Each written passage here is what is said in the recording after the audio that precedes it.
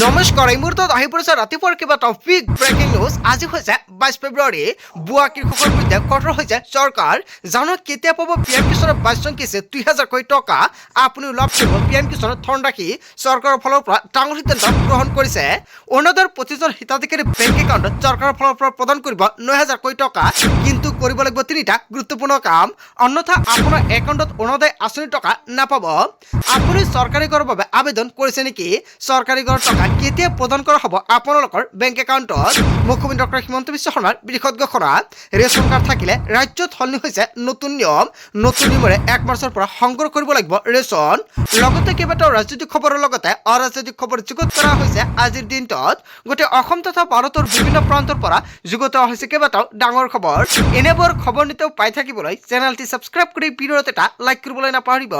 আজিৰ আমাৰ প্ৰথম খুবেই গুৰুত্বপূৰ্ণ খবৰ হৈছে অসমবাসীৰ বাবে এটা ডাঙৰ খবৰ। জালিয়াতিৰ নাম সন্নিৱিষ্ট কৰা বুৱা কৃষকসকল সাৱধান হওক। কটন হ'ব জালিয়াতিৰ নাম সন্নিৱিষ্ট কৰা বুৱা কৃষকসকলৰ নাম। পিএম কিষাণৰ 22 কিস্তিৰ ধন পাবলৈ সাজু হওক প্ৰকৃত কৃষকসকল। এই মাহতে বা মাৰ্চ মাহৰ আৰম্ভণিতে সোমাব পাৰে পিএম কিষাণৰ টকা।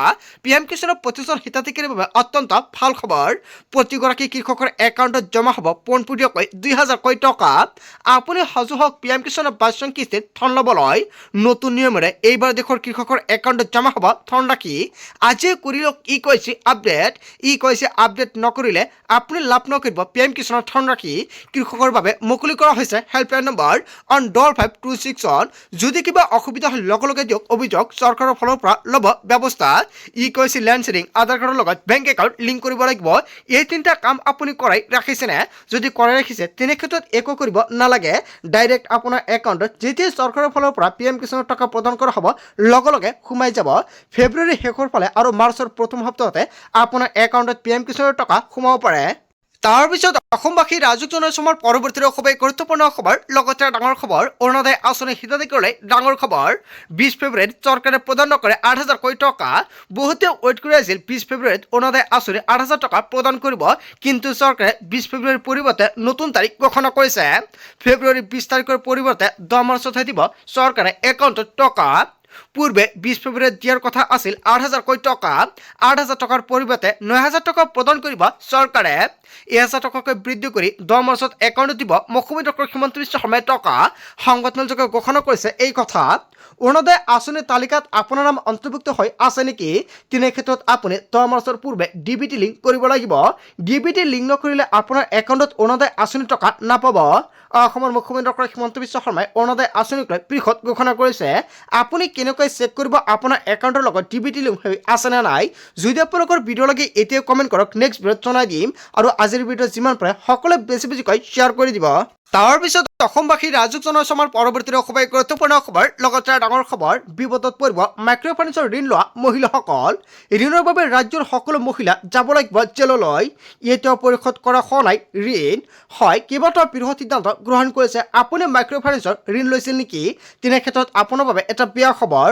ধাৰ পৰিশোধ নকৰাৰ প্ৰতিজন হিতাধিকাৰী পৰিব বিপদত। ধাৰ পৰিশোধ কৰাৰ প্ৰতিশ্ৰুতি পালন নকৰিলে মুখ্যমন্ত্ৰী ডক্টৰ হিমন্ত বিশ্ব শৰ্মাই প্ৰতিশ্ৰুতি প্ৰদান কৰিছিল মাইক্ৰ' ফাইনেন্সৰ সকলো ঋণ মাফ কৰিব চৰকাৰে। আৰু মহিলাসকলৰ সৰ্বমুঠ ধাৰ আছিল 12,500 কোটি টকা। মাত্ৰ 2304.30 কোটি টকাৰ ঋণ পৰিশোধ কৰিছে চৰকাৰে। বৰ্তমানেও 9700 কোটি টকা ঋণ পৰিশোধ কৰিবলগীয়া বাকী আছে। এতিয়াও সুদিবলৈ এই ধাৰ কেইবাগুণলৈ বৃদ্ধি পালে। এতিয়াও মাইক্ৰ' ফাইনেন্সৰ ঋণ থকা কোনো মহিলা নাপাব ধাৰৰ সুবিধা। মাইক্ৰ' ফাইনেন্সৰ ঋণক লৈ বিধায়ক অখিল গগৈয়ে কেইবাটাও বিস্ফোৰণ মন্তব্য কৰিছে। যদি আপুনি ঋণ লৈছিলে তেনে ক্ষেত্ৰত যদি আপুনি এনঅ'চি পোৱা নাই তেনে ক্ষেত্ৰত আপুনি পুনৰো ঋণ ল'ব নোৱাৰে। হয়, কেইবাটাও বৃহৎ মন্তব্য কৰিছে অখিল গগৈ। আজিৰ ভিডিঅ'টো যিমান পাৰে সকলোৱে বেছি বেছিকৈ শ্বেয়াৰ কৰি দিয়ক। তাৰপিছত অসমবাসী ৰাজুক জনাইছো আমাৰ পৰৱৰ্তী খুবেই গুৰুত্বপূৰ্ণ খবৰ। লগতে ডাঙৰ খবৰ, অখিল গগৈ বিজেপিৰ বি টিমৰ মানুহ। ৰাতি ৰাতি গৈ মুখ্যমন্ত্ৰীৰ পৰা টকা লয় অখিল গগৈয়ে। মুখ্যমন্ত্ৰীৰ পৰা টকা নলয় চলিব নোৱাৰে অখিল গগৈ। মুখ্যমন্ত্ৰীৰ কথা মতে মিয়া এলেকাত প্ৰচাৰ চলায় অখিলে। মুখ্যমন্ত্ৰীৰ কথা মতে আজমলৰ বিৰোধিতা কৰে অখিলে। অখিল গগৈক লৈ বদৰুদ্দিন আজমলৰ মহা বিস্ফোৰণ মন্তব্য। অখিল গগৈ বিজেপিৰ বি টিম নেকি? মৌলানা বদৰুদ্দিন আজমলে যিকেইটা মন্তব্য কৰিছে অখিল গগৈক লৈ জনতাই কি ক'ব? জনতাৰ মন্তব্যটো নিশ্চয় কমেণ্ট কৰি জনাই দিব।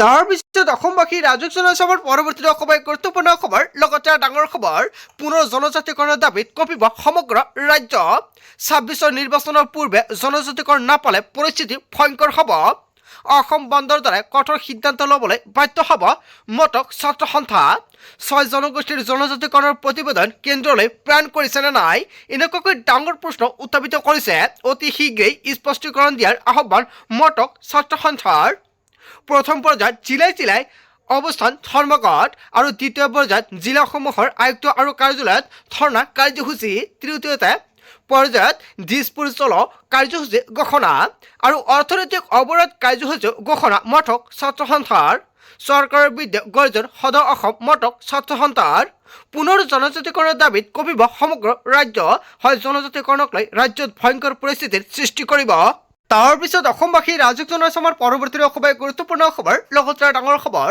ৰাজ্যৰ দলক ৰাম ঠগন কংগ্ৰেছৰ অখিল গগৈ কেইবাটাও পৃষ্ঠত মন্তব্য কৰিছে কংগ্ৰেছৰ সৈতে মিত্ৰতা ভংগ দিশে ৰাজ্যৰ দলৰ ডেডলাইন উকলিল অখিল গগৈৰ আমি বিচৰা মতে চিট দিয়া নাই কংগ্ৰেছৰ বিৰুদ্ধে কেইবাটাও পৃষ্ঠত অভিযোগ উত্থাপিত কৰিছে অখিল গগৈয়ে কংগ্ৰেছে আমাক বিচৰা ১৫টা চিটৰ মাত্ৰ ৪টা দিছে কংগ্ৰেছৰ কথাত এতিয়া খেলিমেলি হৈছে আমি কংগ্ৰেছৰ পৰা মাত্ৰ ১৫টা চিট বিচাৰিছিলোঁ আমাৰ ধৈৰ্যৰ বান্ধ ছিঙি গৈছে আমি আমাৰ মানুহৰ ওপৰত বিমুখ কৰিব নোৱাৰোঁ সকলো যদি কংগ্ৰেছৰ মতে হয় সেয়া কেনেধৰণৰ মিত্ৰতা হ'ল আমাৰ এটাও কথা শুনা নাই কংগ্ৰেছ দলে কংগ্ৰেছৰ সংখ্যালঘু সমষ্টিৰ বৰ বাপতীয়া শাসন বুলি ভাবিছে নেকি আজি চূড়ান্ত সিদ্ধান্ত হ'ব আমাৰ দিলেও নিদিলেও আমি বিচৰা চিটত জিকিম এনেকুৱাকৈ কেইবাটাও পৃষ্ঠত মন্তব্য কৰিছে দিলেও আৰু নিদিলেও আমি বিচৰা চিটত আমি জিকিমেই উজনিত আমাক নিদিলে দিগদাৰ হ'ব ধেমাজি ডিমাও মৰিয়নি আৰু চিচাবৰগাঁও আমাক লাগিবই খেলিব নোৱাৰা চিট দি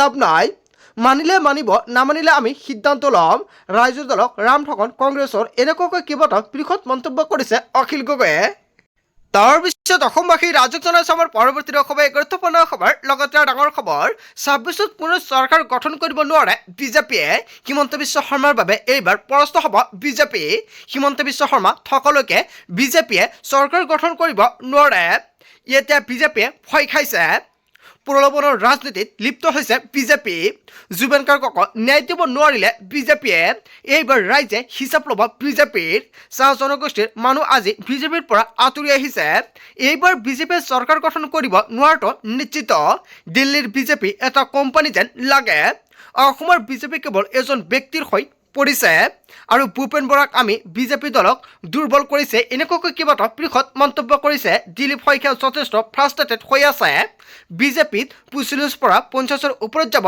নোৱাৰে আৰু এয়া মোৰ ভৱিষ্যতবাণী লিখি ৰাখক বিজেপিৰ বিৰুদ্ধে সৰব হৈ পৰিছে প্ৰাক্তন বিজেপিৰ সভাপতি ৰাজেন গোহাঁই তাৰ পিছত অসমবাসী ৰাজক জনাইছে আমাৰ পৰৱৰ্তী অসমৰ গুৰুত্বপূৰ্ণ খবৰ লগতে ডাঙৰ খবৰ অসমত প্ৰয়োজন নাই SIR প্ৰক্ৰিয়া অসমত SIR প্ৰয়োজনীয়তা অস্বীকাৰ কৰিলে সৰ্বোচ্চ ন্যায়ালয়ে চূড়ান্ত ভোটাৰ তালিকা ইতিমধ্যে প্ৰস্তুত হৈছে অসমত আৰু অসমত SIR প্ৰক্ৰিয়া অপ্ৰাসংগিক বুলি ৰায়দান কৰিছে সৰ্বোচ্চ ন্যায়ালয়ে অধিবক্তা বিজয় হানচাৰীয়ে অসমত SIR বিচাৰি কৰিছিল আবেদন আৰু ইচ্ছাকৃতভাৱে আয়োগে কোনো ব্যক্তিক বিদেশী ঘোষণা কৰিব নোৱাৰে অধিবক্তা বিজয় হানচাৰীয়ে সতৰ্ক হোৱাৰ আহ্বান জনাইছে সৰ্বোচ্চ ন্যায়ালয়ৰ ফালৰ পৰা অসমত প্ৰয়োজন নাই SIR প্ৰক্ৰিয়া হয় এটা বিগ ব্ৰেকিং নিউজ আহি পৰিছে অসমত SIR হৈছে আৰু SIR প্ৰয়োজন নাই বুলি মন্তব্য কৰিছে সৰ্বোচ্চ ন্যায়ালয়ৰ ফালৰ পৰা তাৰ পিছত অসমবাসী ৰাজক জনাইছে আমাৰ পৰৱৰ্তী অসমৰ গুৰুত্বপূৰ্ণ খবৰ লগতে ডাঙৰ খবৰ ৰাজ্যত হ'ব সৰ্ববৃহৎ উচ্ছেদ অভিযান ৫ লাখ বিঘা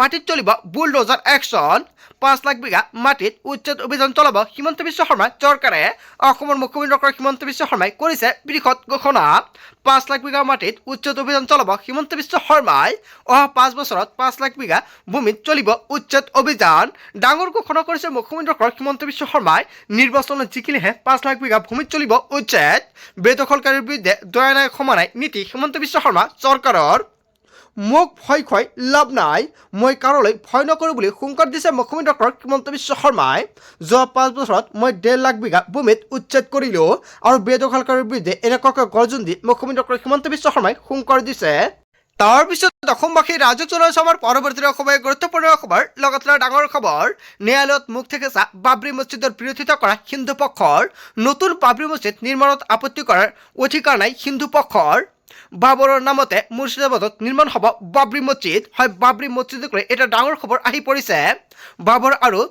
বাবৰৰ নামত মছজিদ হ'ব নালাগে বুলি আবেদন কৰিছিল হিন্দু পক্ষই আৰু বাবৰক ভাৰতৰ আক্ৰমণকাৰী বুলি দাবী কৰিছিল হিন্দু পক্ষই আৰু বাবৰে হিন্দুক গোলাম হিচাপে ভাবিছিল বুলিও দাবী কৰিছিল হিন্দু পক্ষই আৰু হিন্দু পক্ষৰ অধিবক্তাৰ এটাও দাবী মানি নললে সৰ্বোচ্চ ন্যায়ালয়ে। হুমায়ুন কবিৰৰ নেতৃত্বত মুৰ্ছিদাবাদত নিৰ্মাণ হৈ আছে বাবৰি মছজিদ আৰু ন্যায়ালয়ত মুখ থেকেচা খালে বাবৰি মছজিদৰ বিৰোধিতা কৰা হিন্দু পক্ষই। তাৰপিছত অসমবাসী ৰাজুক জনসমাৰ পৰৱৰ্তী অসমৰ গুৰুত্বপূৰ্ণ খবৰ, লগতে ডাঙৰ খবৰ। ৩২ বছৰে কংগ্ৰেছত থাকি একো সন্মান নাপালে ভূপেন বৰাই, কিন্তু মাত্ৰ ৩২ ঘণ্টাত বিজেপিত সকলো সন্মান পালে। মোক শিক্ষকৰ পুত্ৰ বুলি অমিত শ্বাহক চিনাকি কৰাই দিলে মুখ্যমন্ত্ৰী ডক্টৰ হিমন্ত বিশ্ব শৰ্মাই। ৮ মাৰ্চৰ পিছত কংগ্ৰেছত পুনৰ হ'ব খহনীয়া। ৮ মাৰ্চৰ পিছত সকলো কংগ্ৰেছে যোগদান কৰিব বিজেপিত। ৮ মাৰ্চৰ ভিতৰত ৫০% জাতীয়তাবাদ থকা কংগ্ৰেছী আহিব বিজেপিলৈ। জাতীয়তাবাদ থকা সকলো কংগ্ৰেছী বিজেপিলৈ আহিব। জাতীয়তাবাদী কোনো কংগ্ৰেছ নেতা APCCৰ আঁৰত থাকিব নোৱাৰে। জাতিৰ স্বাৰ্থত কাম কৰাৰ সুযোগ বিজেপিয়ে দিবৰ বাবে আহিছোঁ, এনেকুৱাকৈ কেইবাটাও বৃহৎ মন্তব্য কৰিছে। কংগ্ৰেছ নেতাই এতিয়া মোৰ বদনাম গালেও মোৰ কোনো আক্ষেপ নাই। তৰুণ গগৈৰ দিনৰ পৰা অখিল গগৈক ভাল নাপায় গৌৰৱ গগৈ, আৰু গৌৰৱ গগৈ কিয় পেটে পেটে বেয়া পায় অখিল গগৈক। অমিত শ্বাহ সন্দৰ্ভত এনেকুৱাকৈ কেইবাটাও বৃহৎ মন্তব্য কৰিছে ভূপেন বৰাই। অমিত শ্বাহ সন্দৰ্ভত আগতে থকা মোৰ ধাৰণা ভুল আছিল, মন্তব্য বিজেপিৰ নেতা ভূপেন বৰা। হয়, ভূপেন বৰাই কেইবাটাও বৃহৎ মন্তব্য কৰিছে। ভূপেন বৰাৰ মন্তব্যৰ বিষয়ত জনতাই কি ক'ব, জনতাৰ মন্তব্যটো নিশ্চয় কমেণ্ট কৰি জনাই দিব। তাৰপিছত অসমবাসী ৰাজুক জনসভাৰ পৰৱৰ্তী অসমে গুৰুত্বপূৰ্ণ খবৰ, লগতে ডাঙৰ খবৰ। নিৰ্বাচনৰ প্ৰাকখনত মুখ্যমন্ত্ৰীৰ বৃহৎ ঘোষণা। ৫,০০০ৰো অধিক যুৱক যুৱতীক দিয়া হ'ব নিযুক্তি। শিক্ষা বিভাগত চৰকাৰে দিব ৫,০০০ নিযুক্তি। বিগত ৫ বছৰত ১,৫৯,০০০ৰো অধিক চৰকাৰী চাকৰি নিযুক্তি সম্পন্ন কৰিছে চৰকাৰৰ ফালৰ পৰা। ২০২১-ত ২,৯৪৪টা নিযুক্তি প্ৰদান কৰা হৈছে। ২০২২ চনত ৩৩,০৫৮টা নিযুক্তি প্ৰদান কৰা হৈছে। ২০২৩ চনত ৪৪,৯৭৮টা নিযুক্তি প্ৰদান কৰা হৈছে। ২০২৪-ত ৩৩,৬৬৪টা নিযুক্তি প্ৰদান কৰা হৈছে। ২৫ আৰু ২৬-ত বৰ্তমানলৈকে ৪২,০০০ চৰকাৰী চাকৰি প্ৰদান কৰা হৈছে। চৰকাৰী নিযুক্তিৰ সংখ্যাই স্পৰ্শ কৰিছে ১,৬৬,০০০ৰো অধিক।